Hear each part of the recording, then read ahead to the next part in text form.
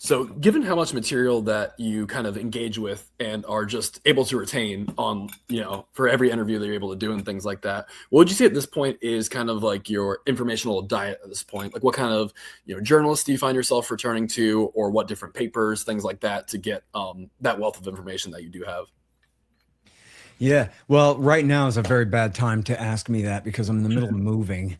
And so I'm just not doing good work at all there as far as keeping up. But I mean, quite honestly, the most important thing for me and for everyone every day is to read antiwar.com. It's, Dave DeCamp and Jason Ditz and now Alan Mosley and a couple others are doing our news coverage every day. And then I hired Kyle Anselone basically to replace me as editor of the site. So all those viewpoints are curated by Kyle, who makes sure that only the best stuff gets on that page. And if you read antiwar.com every day, you will be ahead of everyone. And not that that's the goal, but I just mean you will have a broad understanding of how all of this stuff is really playing out in a way that will really give you an advantage. I think it was Tom Woods was saying on Twitter last week that for all the people who are just watching Fox News or whatever, they must be just astounded by developments day to day today. It can't make sense that we defeated them yesterday, but they shot down our F-35 today. What in the world is going on here? But if you're palling around with the likes of antiwar.com, then you'll have the broad base of knowledge that you need. And so, and then of course at the Libertarian Institute, we run, I got about, 15 or 20 of the best guys writing on all different subjects, including some of these new writers are kind of ex-establishment guys who have now broken from the establishment and come to write for me. Ted Carpenter was the best guy at Cato. Now he's one of my guys. But then you have Brant Burleson and, well, don't let me start naming off everybody because there's a whole bunch of people. Matt Wolfson, those two together are really some of my favorite, like ex-East Coast guys or bad guys now spilling their guts, telling us what's really going on there. And of course, Bovard and all the greats there. And then, of course, there's the Gray Zone Project. Max Blumenthal and all them are the very best of the left. There's, Drop Site News and all that. I hate Murtaza Al-Qaeda for him spinning for the Al-Nusra Front back in 2016. Like I'm going to forget that. But I really like Ryan Grimm and a lot of those other guys, or whatever. I don't know who else there. Scahill's all right too. And then, I actually consume a lot more kind of right-wing opinion stuff than I have in a while. I must admit, I guess, I grudgingly admit that I'm very fond of Orrin McIntyre and some of those guys like him on the right who are, coming our way on the thing that matters the most to me, foreign policy. In fact, I like the fact that he denounces libertarians all the time because I don't want him to be a libertarian. Mm-hmm. I want him to be good anti-war right-winger, and he's doing a good job of that. And expressing it in exactly the way that it reminds me of the way I really used to feel about it more. I'm a kind of victim of attitude follows behavior where like I'm sticking up for these people getting bombed by us over all these years. I end up really feeling sympathy for him, where I started out much more like him, just saying like, look, when our government is a world empire, then it's also a giant domestic police state. And you can't really have a limited government and a world empire at the same time. And I don't want to live in a police state. I want to live in a constitutional republic, like in the deal. And so we got to give up the foreign policy so we can have a domestic policy that prioritizes the American people, our rights and our safety and our prosperity and all that. And he, articulates that point of view perfectly. And there are more and more guys on the right. Matt Walsh also has that point of view. And Tucker Carlson, most importantly of all, is just saying like, enough of this, man. And in fact, in his case, he really ran with the war party during the run up to Iraq War II. And so now he's really doing his very most sincere effort, I think, to make up for that. And I know I've seen people say that Tucker Carlson is like a sheepdog, like Bernie Sanders. It pretends to be a dissident on the left. And then at the end of the day, he goes, vote Democrat, and how, they say, I saw Sam Husseini saying this. He thought that was what Tucker was doing for J.D. Vance. It's like, look, I can safely predict that Tucker is going to be endorsing and supporting JD Vance for president next time around. Whatever. They're friends, and Tucker, I think is sincere in liking him and wanting him to win, and probably believes in him more than he should. But I don't think that indicates that he's being dishonest in anything he's saying. Like he's just trying to trick us into supporting Vance with him or some kind of thing like that. I don't think that. If anything, he's trying to influence Vance to be less worse so he can win, because you ain't gonna win if you're running on this program and that kind of thing. To me, it's way too late for Vance. He's already stuck his neck out and vouched for Trumpian policies that are just, he's outright lied in such ridiculous ways. I couldn't forgive him, but anyway, I think that to me, if Justin was still here, Justin would be, burning with rage at Trump, but he would just be absolutely over the moon with Tucker Carlson right now. He would be writing love letters every day, and this is exactly his dream come true, is the rise of the anti-war right. And it sucks that it came with leadership like Trump, who talks a good game half the time when he's not talking a very bad one. But who never really meant it and never really had those Ron Paulian, precepts or understandings or principles in any real way. And so have left them betrayed. But, there's silver linings on that dark cloud too. That like when you found yourself betrayed, well, why do you feel that way? Right? Like it really mattered to you that they stopped with these aggressive wars. And that's why you're pissed off that they started another one. And you should be. We should not be doing this. We have nothing but negative consequences and nothing to show for any of these regime changes. And, as I love to quote Colonel McGregor said to me that, listen, time wins more arguments than reason. But if people are willing to be honest enough, right, and just think about, well, what was it you thought this was going to be like a few years ago? You got to admit that this is not what you bargained for, kind of thing, I think we win over people through the bad times.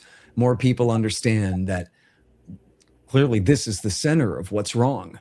As shout out to Randy Weaver, it's the Zionist occupied government, man. That is the nature of our problem. And without Zionism, we'd still have an evil empire, but we'd have a lot easier time taking care of that problem if we did not have so much foreign influence involved in keeping the whole thing going. Yeah, and kind of like what you had mentioned with Tucker too. I mean, people who say he's maybe just like following, wherever way the wind blows. I mean, just look at his episode that came out right after Easter. I mean, for someone who's like really close and a friend, like those are not the things that you say to a friend. I got a funny story about that. Yeah, I was just clicking on that, and I stopped and I sent him a text and I said, "Man, is there any way that you could go to the White House and visit him again, or at least maybe get in a phone call? Because it's such a dangerous time right now." They're really, talking heavily about putting in ground troops at the time thing. And then about, you see the little dots and whatever. It's like 30 seconds goes by and then you start to see the little dots. And then I start watching it. Like as he's typing, I start watching the actual thing. And I'm like, and then I picked up and I started typing him back before he could even answer. I was like, oh, never mind. He says, yeah, I think I burned that bridge, dude. Because he went hard as hell against him there. Yeah. And it was, you guys, it's easy to talk smack from the peanut gallery. But if you literally have a decades-long friendship with the president of the United States and you have his phone number and he reads your texts, that's a lot of influence, potential influence to just throw away. That is, the most important of bridges. So to make the decision that no way, man, I cannot stand by this and I'm willing to set this thing alight to make my case, that is a big deal to do. You know what I mean? And he was willing to do it. That like, this is just not right. There's no way that you can look at this and say that this is what we should be doing right now. And that's why he won on opposing stuff like this, 3 times, really. Yeah.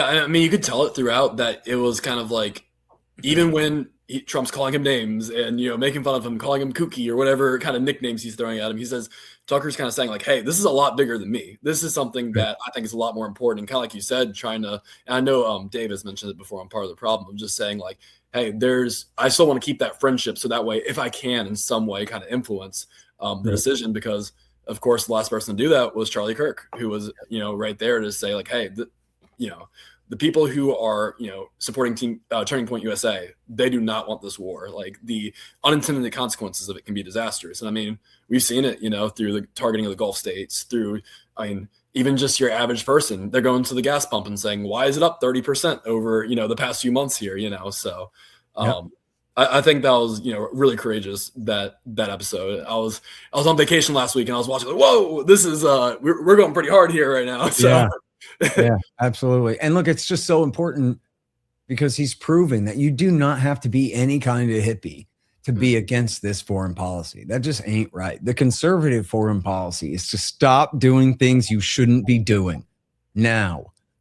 That is the best way to conserve what's best about your society. You try to hold on to against the forces or the tides of entropy and every other thing coming at you. We do have a real, worse than we want to admit, we got a problem with these Democrats, man. Like they really are more commie than they've ever been. I just read a thing today where James Carville is saying, as soon as we get the power back, we got to make Washington, D.C. and Puerto Rico states in the union. We got to pack the Supreme Court by adding 5 more members to it. We got it. That's it. It's jihad. It is their war against the people of this country. And like, those are the things that we need to be focusing on right now, is stopping that. And it sucks because I'm not saying vote Republican, but I'm just saying like, this is the problem, right? Is it's the coalition of stopping the left is broken again on the rocks of Zionism, Yeah. And I mean, it just seems like, kind of like you said, like there was that interview that he did with, I think it was Dana. Oh, no, it wasn't Dana Perino. It was another Fox News lady. I think Maria, I believe it was, on this past Wednesday. Oh, Bartolomello or whatever. Yes. I don't know how to say it, yeah. And they were kind of talking. War's over. Yeah, good one. Yeah. For the 16th time, we've ended the war. But during that interview, he was kind of saying that, I'm surprised that everyone's flipping to Democrat. Like, why are people saying that? It always seems to switch. I can't understand why.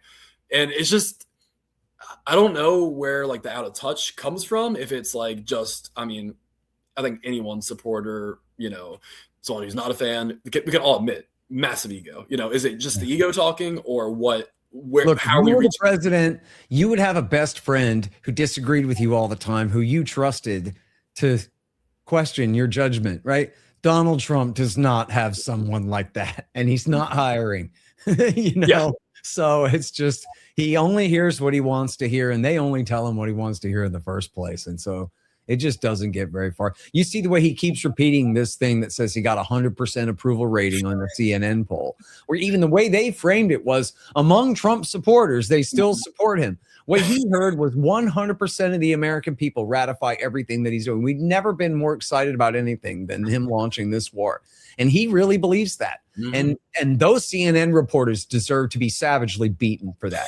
How dare they tell that lie to him at this time? They have blood of children and women and elderly on their hands. They are, and the future of America's entire negative role in the Middle East, much more negative now, almost certainly, and Iran's negative role. And all of that is on them to a substantial degree, because some asshole in the White House told him that. And then no one has the balls to tell him, sir, we got to make one correction here. See, that poll was the dumbest lie CNN ever told. It's impossible. Just on the face of it, don't be stupid. In fact, every other poll says the American people absolutely hate this. And right, like nobody is willing to talk to him that way. It'll be the last conversation they have. And he wouldn't listen anyway. And so they don't even try it. And look, I've had bosses like that. I remember I had a boss, and I got to leave it right after this, but yeah, of course. I have a boss. I memorized it, right? He had this whole rap.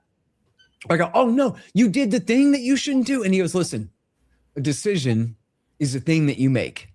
And when you make a decision, then the decision has been made. And that's what makes it a decision, because the decision is the thing that you make that's made once you make it. And like, I'm going to kill myself if you say one more word, right? I can't. Just, I get it. Fine. Mm-hmm. You did the stupid thing and you're standing by it and you don't want to hear it. Over and out. You know, what can you do, dude? He's the boss. That's how it works. You know, a decision is a thing that you do. Okay. I surrender, right? That's it. Yep. With 100% of MAGA Republicans, voting that way, that's, you can tell that he does genuinely believe that, where he's like laughing about it and going, I couldn't believe that they had this poll. So, it's been a great pleasure, Scott. Yep. Hey, thanks for having me, man. I'm sorry to dip out on you, but I got a live show in 5 minutes. But yeah, of course. I really thanks appreciate so much it. for having me. And let me just say real quick that I'm the hugest fan of your writing. I just think that your coverage of the color-coded revolutions is just great. I've read each and every one of them as they've come out, and I am definitely going to. I really hate to be quite honest, because I wrote a book about this where I know so much less than you about it. But I'm going to go back and really reread all those too, because there's so much for even a guy who wrote a book about this stuff to learn from your coverage of all the color revolutions. It's just fantastic work. Best in the country. Right up there with McKinnon or McAdams or anybody with a Mick at the beginning of their name who wrote about this before. So, oh yeah. Well, thank you so much. I really, really appreciate that. Absolutely. All right. Thank you, man. All right. Thank you.